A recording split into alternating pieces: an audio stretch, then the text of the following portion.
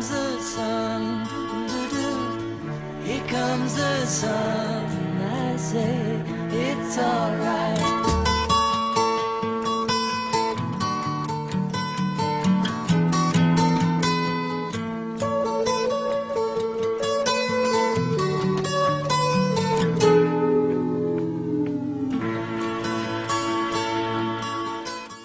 Minu arvamus on selline, et nagu üle on dramatiseeritud neid direktori valimisi ja nii edasi, nagu ühest isikust sõltuks terve kooli areng, tema visioon ja tulevane tegevus.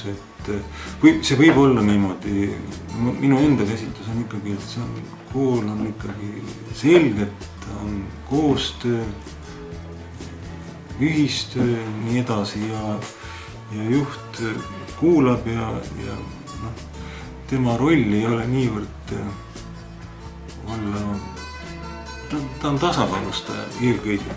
Ja mina näen nagu selles suhtes positiivselt, et tundub, et riigigümnaasiumi direktoriks on valitud noor ja tarmukas inimene. No direktori kohti on ju linnas ainult 2, eks ole, ja nendest on mõlemad kohad kinni, need järelikult direktorina ilmselt ei saa enam kuidagi panustada. Õpetajana siis teades, et minu eriala õpetajaid on piisavalt, siis see ka jääb ilmselt ära. Et tuleb leida tööd kuskil maal. Igal on mõlemas koolis väga head pedagoogid. Ma ei kahtle, et nad suudavad koostööd teha. Ja kindlasti on mingi ülemineku periood, kus paljud asjad peavad settima.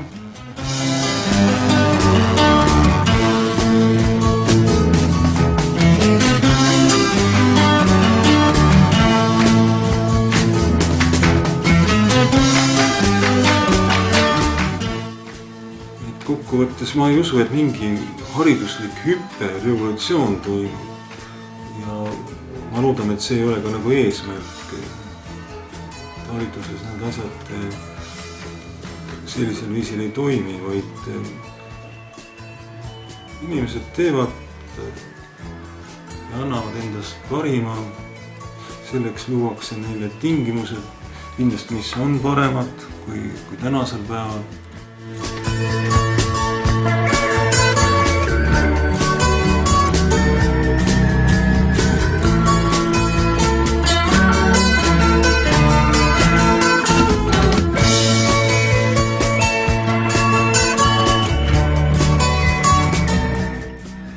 Mina ei arva niimoodi, et selline õppekeskkond on primaarne. Ja ma ei nuriseks veel kord, ma ütlen, et õppekeskkonna üle. Minu arvates on esmane siiski see vaimne õhkkond koolis, need eetilised väärtused, hoiakud, koostöö, et me mõistaksime, mis missiooni õpetaja koolis siiski kannab ja kuna õpetaja töö on tõesti erakordselt ilus ja valus, siis mitte iga inimene ei sobi sellesse ametisse ja ma nüüd ei taha öelda, et paraku neid on selles ametis, aga ma arvan, et pigem seal on nagu minu arvates probleem.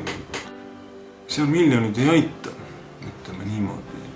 Miljonid aitavad tõesti meil teha väga kaasaegse esteetilise õppekeskkonna ja soetada õppevahendeid, aga need on ainult vahendid ja mitte eesmärk.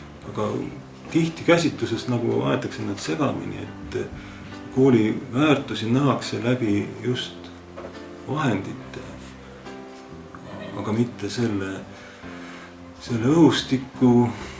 Ma olen ikka seda meelt, et õpetaja head ja hoolivad sõnad võivad ühe poisslapse panna väga tõsiselt mõtlema ja kujundama oma hoiakuid hoopis positiivsemas suunas. Ja nii, kõik see, et olla autoriteet, selleks peab olema aus, selleks peab hooliv olema nii edasi, see on kõik teada, aga aga seda tuleb tunnist tundi ja päevast päeva olla ja järjepidevalt ja sellesse peab ka ise uskuma.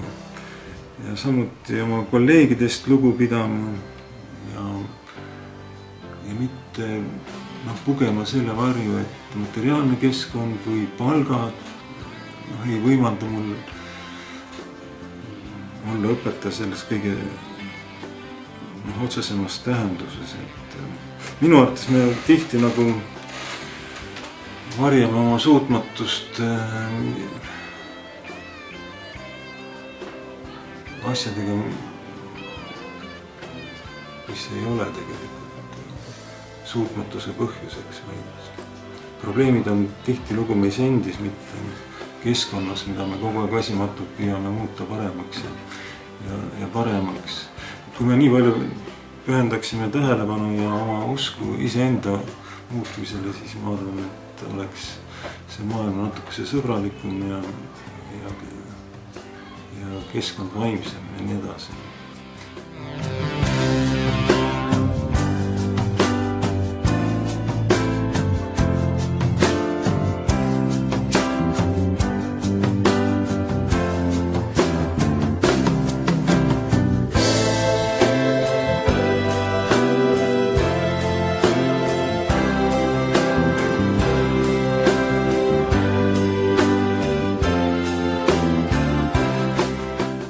Sellepärast ma olen nagu mures, et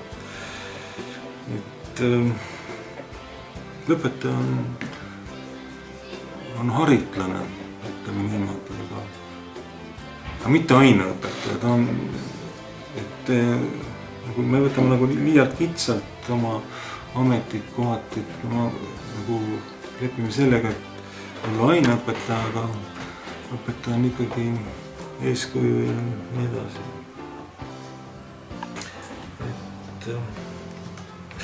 Kuskil peab tast tarkus kumama. Ma ei tea, kas kulmudest või silmadest, aga laps peab uskuma ja märkama, et tema õpetajas kumab tarkust ja hoolivust ja siis on see õpetaja talle oluline ja ei ole niivõrd oluline see, kas ta selle projektoriga siin, kuigi ka seda tuleb kasutada. Et need rõhuasetused võiksid natukese olla inimese kesksena. On minu pika jutu mõte. Et kas sulle meeldib elada Jõgeval? Ei. Aga mis sulle meeldib siin kõige rohkem? Kõik asjad. Aga mida sa tahaksid muuta siin Jõgeval? Tahaks koolimaja maha võtta. Millise? Võimalusele.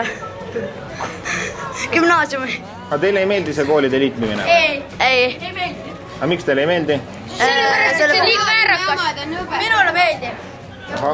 Aga kas teilt küsiti ka muidu selle kohta või? Ei küsitud. Sa ei küsinud. Aga kas te tahaksite arvamust avaldada või? Ei. Joo, ikka. Noh, arva. Aga mis te arvate 10 aasta pärast, milline Jõgeva võiks olla? Vanaaegne. Tehnoloogne. Suures Italli. Nagu Morsil. Saksamaa või? Aga kui 3 asja, kui te saaksite muuta nii, et paugust muutuks, nagu midagi tekiks juurde või mis siis saaks miljonäriks ja naised ja villa saaks ka endale. Saaks endale uut maja, siis miljonäriks saada. Ja naisi. Eriti lapsi. No sellega mõtleme. Ja rockstariks ka saada.